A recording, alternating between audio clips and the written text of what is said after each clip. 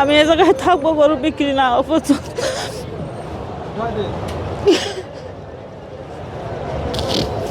নিজের সন্তানের মতোই লালন পালন করেছি। আমার সন্তানরা যা খায়, চা বিস্কিট ফল বাদাম, মানে আমি যাবতীয় যা খাই ও তার ভাগ পায়।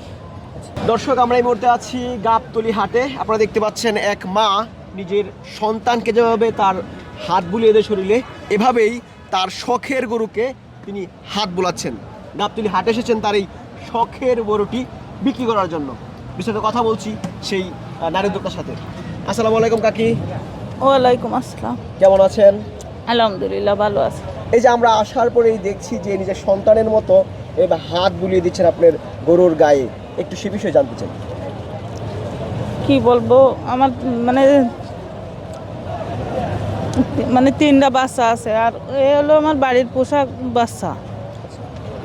তা আমি তো আসলে বিক্রি করতে পারিনি, গ্রামের বাড়ি, তাই ঢাকায় নিয়ে আসছি। এটা তো আর রাখা সম্ভব নয়, তো অনেক বড় হয়ে গেছে। আচ্ছা দর্শক, এটা কিন্তু বেশ বিশাল বড় এক গরু।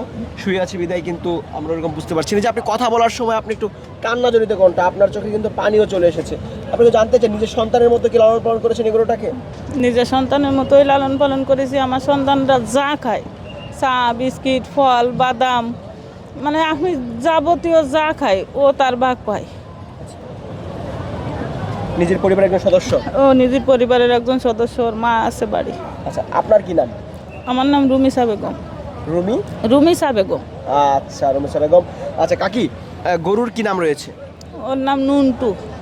নুনটু? নুনটু। আচ্ছা, নুনটু এরকম নাম দেওয়ার কারণ কি গরু? মানে ও ছোটবেলায় আমার ছোট মেয়ের নাম রাখেছিল, ওর মার নাম গন্টু। আচ্ছা, তা আমার ছোট মেয়ের নাম রাখেছিল নুনটু। আচ্ছা, কয় জাতের গরু এটা? 8 দাঁতের। 8 জাতের গরু। ওজন কত আছে? আনুমানিক 1600 কেজি। আনুমানিক 1600 কেজি। মাপা হয়েছে নাকি না? না, ফিতার মাপ। ফিতার মাপ। যেহেতু প্রত্যন্ত গ্রাম, সেখানে তো আর না, মাপা না। আপনাদের বাসা কোথায়? খুলনা জেলার ডুমুরিয়া থানার মিক্সিমিল গ্রাম। আচ্ছা, কত টাকা দাম চাচ্ছেন আপনার এই গরুর? 20 লাখ। 20 লাখ। আচ্ছা দর্শক, আপনারা দেখতে পাচ্ছেন যে কাকির শখের বড় গরু, এটার নাম হচ্ছে 20 লক্ষ টাকা। আমরা গরুটি উঠে দেখাতে পারছি না, কারণ গরুটি অনেক ক্লান্ত, সারা রাতে এসেছে, যার কারণে সে শুয়ে আছে। আমি অনেক কষ্ট করে আন্টি, একটু আগে দেখলাম আপনি গরুর সাথে কথা বলতেছেন। গরু কি আপনার কথা শুনে নাকি? গরু কথা শুনে, যদি আমি ফোন নিয়ে সামনে যান সে পোজ দিয়ে দাঁড়ায়, হাসে। কি বলেন, গরু হাসতেও পারে? পারে। কিভাবে হাসে? দাঁত বের করে দিয়ে হাসে। দাঁত বের করে দিয়ে হাসে। আচ্ছা, সম্পূর্ণ আপনার আদরের এবং নিজের পালিত গরু।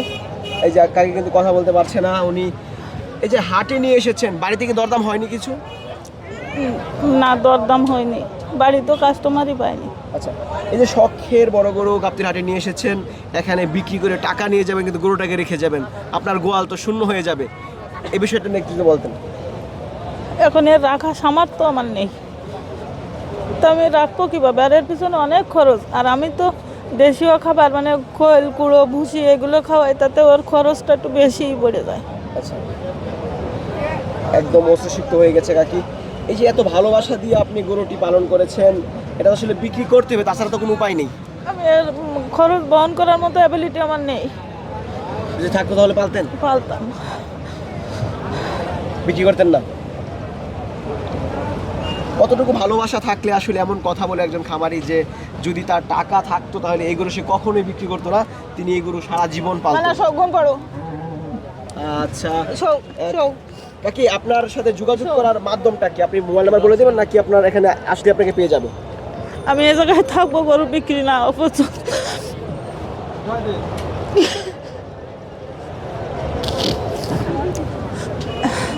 আমার সাথে যোগাযোগ করার ফোন নাম্বার দেবো? হ্যাঁ, ফোন নাম্বারটা বলে দেন। 01713 907 104। তাহলে গাবতলী হাটে যতক্ষণ বিক্রি না হয় ততক্ষণ আপনি এই গরু নিয়ে থাকবেন এখানে, এই তো? হ্যাঁ, যতক্ষণ বিক্রি ঘুম পাড়ো, ঘুম পাড়ো। আচ্ছা ঠিক আছে কাকি, ভালো থাকবেন। আমরা চাই যে আপনার গরুটা যেন বিক্রি হয়ে যায়। ঘুম পাড়ো, ঘুম পাড়ো।